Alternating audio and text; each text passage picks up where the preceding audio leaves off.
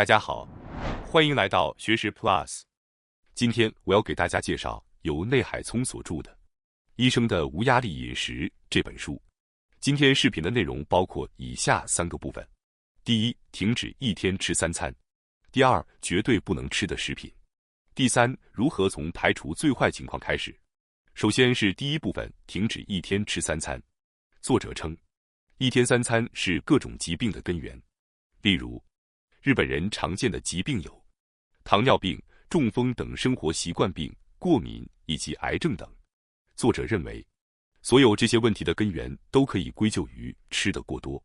虽然大家都知道吃得过多对身体有害，这里就不再详细解释一天3餐的害处了。但总之，首先必须明确的是，讨论应从停止一天3餐开始。在明确了这一大前提之后，首先需要强调的是，身边最可怕的食物就是所有的糖。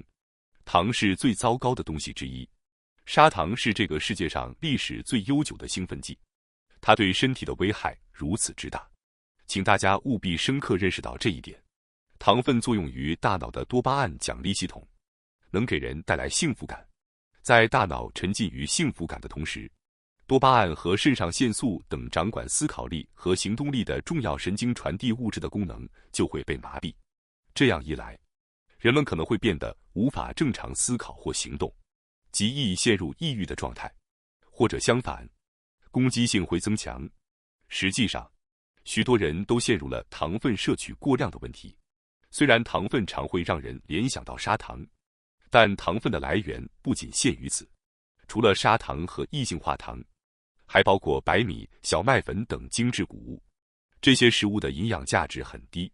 米和麦的外层含有蛋白质、维生素和矿物质，但去除这些外层后的白米饭、意大利面、拉面、乌冬等小麦加工产品，实际上是营养素被去除后的糖质残渣。因此，白米饭、意大利面等碳水化合物对身体的危害与砂糖相同。有的人可能会问，糖分不就是人类能量的基础吗？糖分有什么问题呢？虽然根茎类植物等植物性食物中也含有糖分，但许多人通常会吃根茎类、块茎类和米饭，因此容易陷入糖分摄取过量的环境。此外，虽然糖分作为能量对大脑和肌肉活动是必要的，但它必须在体内分解后才会变成糖。如果糖分迅速升高血糖水平，比如白砂糖中的直接糖，对身体极其有害。至于脑袋只能通过糖分工作，这在营养学上也是不准确的。白米等精致食品不好的原因也在于此。碳水化合物和甜食中的糖分容易带来饱腹感，并且糖分和食品添加剂往往具有很高的成瘾性，所以一旦开始吃，就难以停止。这也是为什么有人在喝酒后会想吃拉面的原因。糖分中的直接糖会迅速提升血糖水平，对身体造成极大的危害。虽然有些人会说黑糖对身体有益，而不是白砂糖，但实际上所有的糖对身体的危害都是一样的。黑糖、甜菜糖、蜂蜜和枫糖浆等糖类仅有少量矿物质或维生素的区别。人类的身体本来并不适合直接摄取糖分，我们的身体并不是以这种方式设计的。像砂糖这样的直接糖容易破坏细胞，使人更容易感染病毒和细菌，也会导致所谓的湿疹、过敏、代谢综合症的主要原因，并且容易引发癌症。精神上也会使人变得疯狂，几乎没有任何的好处。虽然有些人可能认为砂糖不好，但由蔬菜或水果中提取的果糖对身体更温和。这种看法也是一个很大的误区。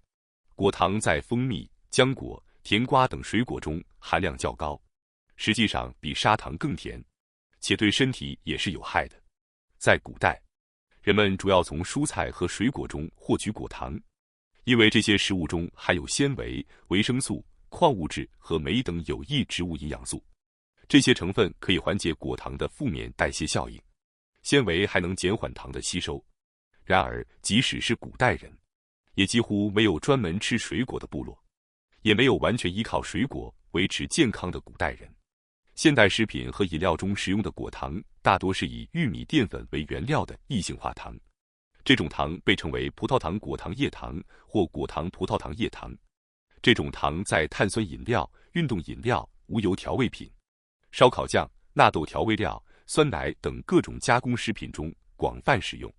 这些加工食品中去除了纤维，因此糖分容易被吸收，而且相比于水果中的果糖，摄入的果糖量更多，因此容易发展成代谢综合症和糖尿病。建议大家查看食品包装上的成分表，通常会看到标有葡萄糖果糖液糖的字样。如果您对这些信息感到有些害怕，也许会问，白米也有害，那是不是就不要吃米了呢？作者的答案是，不要吃白米，取而代之的应该是玄米。玄米是白米的替代品，因为白米是经过精制，营养素被去除的糖质块。不过，选择什么样的玄米也很重要。比如，玄米在种植过程中可能会吸收放射性物质，因此来自放射性浓度高地区的玄米可能反而会损害健康。本书推荐的是选择自然种植或无农药的玄米。接下来是第二部分，绝对不能吃的食品。首先是第一种食品，食品添加剂。很多人可能已经知道食品添加剂对身体不好，然而即使有这些知识的人，也可能会对以下事实感到震惊。我们每天摄入的添加剂有80种。在中午时分，办公室区常常可以看到，人们在12点钟时从办公楼里涌出，纷纷奔向便利店。这些人们手拿便当、沙拉、清凉饮料或减肥饮料，还有带有特保标志的茶。作者认为，如果您每天都在排队买这些东西，并且希望健康长寿，那么现在就应该重新审视您的饮食习惯。让我们来看看我们日常摄入的食品中含有哪些成分。首先，请大声读出便当的成分表。当你阅读这些成分表时，你会发现列出了大量的食品添加剂名称，这是非常恐怖的。其中大多数是石油精炼产品。在日本使用的添加剂中，有许多在欧美国家受到种类和浓度的严格限制。一些添加剂可能具有致癌性，或在与其他化学物质结合时发生化学反应，产生致癌物质。因此，食品添加剂的有害性是难以用文字描述清楚的。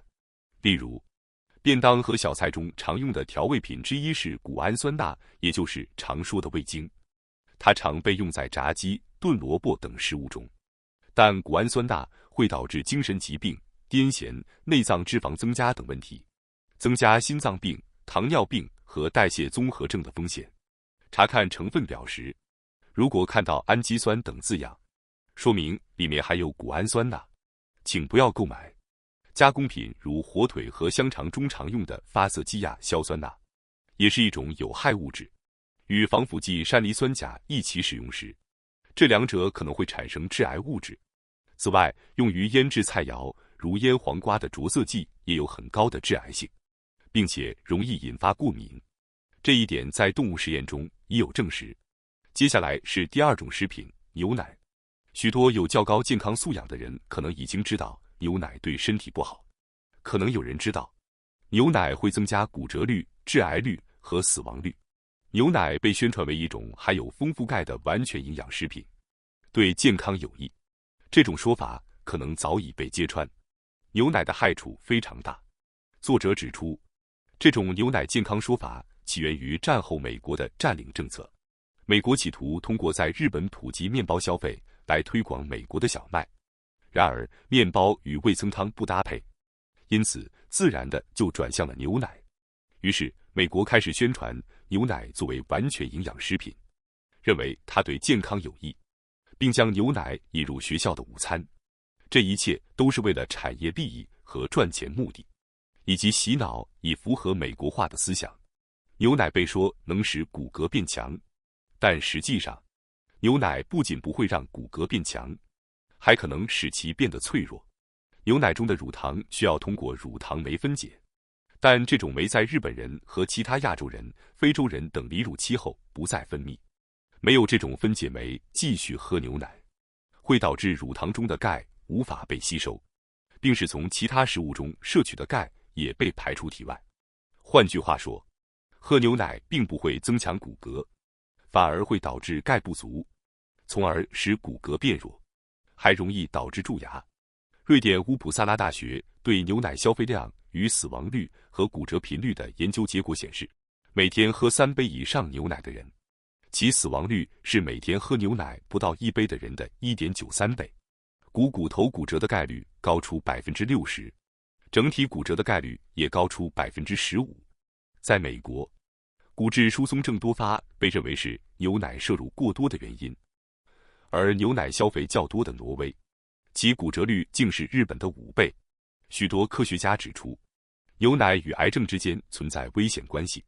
然而，养殖牛的牛奶中除了含有生长激素和女性激素外，还常含有抗生素和其他添加剂。牛奶会增加性激素相关癌症的风险，这在多项医学研究中都有报告。然而，许多日本医学者却竭力否认这一点，将有害的牛奶伪装成有益健康的食品并推销，是因为这样做有其利益相关者。确实有些人通过推销牛奶获得利益。听到这些信息后，可能会觉得不知道吃什么好。是的，这种情况确实存在。作者建议，不吃可能是最好的选择。在视频开始时提到过，避免每天3餐的饮食习惯不仅有助于长寿和抗衰老，还能减少血糖升高的次数，从而减少体内毒素的积累。如今，避免摄入食品添加剂、糖分过多的食品和饮料、农药、辐射污染的蔬菜水果、转基因饲料以及药物饲养的肉类鱼类，几乎是不可能的。因此，尽可能减少进食频率，以减少体内毒素的摄入，降低血糖升高的次数，并注重食物的质量而非数量是非常重要的。选择具有排毒效果高的食材和营养价值高的食材，避免使用社会毒素的食材是很重要的。有些农民和食品店不使用放射性物质和金属等高毒性的食材，选择这样农民和食品店，是对消费者意愿的体现。选择那些没有使用农药和化肥的、有些外观不完美但更健康的食材，而非表面光鲜、使用了大量农药和化肥的食材，会促使农民减少使用农药。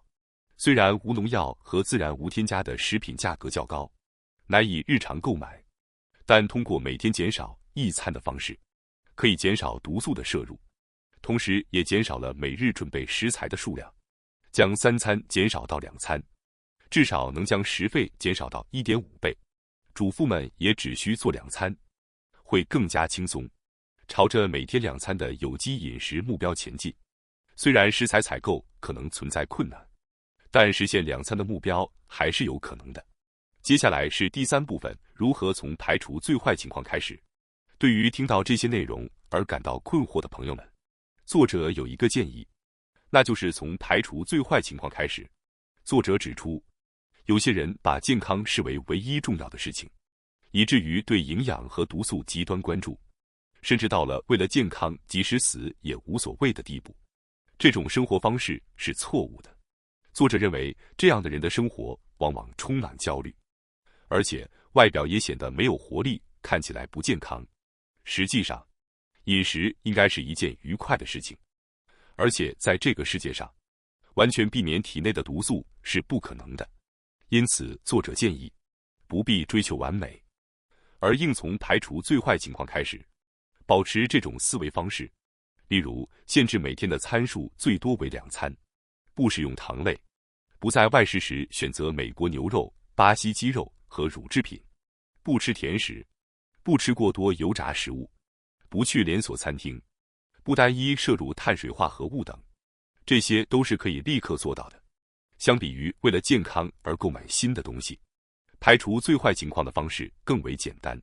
在社会毒素无处不在的情况下，即使您尽力去避免，也很难完全避开所有毒素。作者认为，如果想要做到100%控制毒素，除了关注日常食材，还需要有改变社会的决心和行动。重新审视饮食不仅仅是改变饮食习惯，而是重新思考生活方式，选择什么食物如何食用，是对生活方式的一种重新思考。作者还希望家长们能增加为孩子制作手工食品的努力，尽管这可能带来一些麻烦，但对于孩子的健康是有益的。安全又美味的料理并不需要花费很多钱，因为手工制作可以降低成本，将餐数减少到2餐也能节省开支。关注饮食安全可以减少医疗费用。此外，重视饮食和家庭交流等方面可以让生活更加丰富，提升沟通能力，从而改善工作表现，甚至更容易取得成功。饮食不仅仅是为了填饱肚子，它还涉及到许多其他方面。希望大家能重新认识到这一点。按照作者的建议，首先从排除最坏情况开始可能会比较好。例如，可以从停止摄入糖分或避免含有食品添加剂的便利店便当开始，逐步去除这些最糟糕的习惯。做到这一点之后，再逐渐加入对身体有益的食材，这也是非常重要的。希望大家都能拥有健康的身体。感谢大家收看今天的节目。如果你喜欢我们分享的内容，记得点赞、订阅并开启小铃铛通知，第一时间获取我们的更新。在下次的节目中，我们将继续为大家分享更多有益的内容。再次感谢大家的支持，我们下期再见。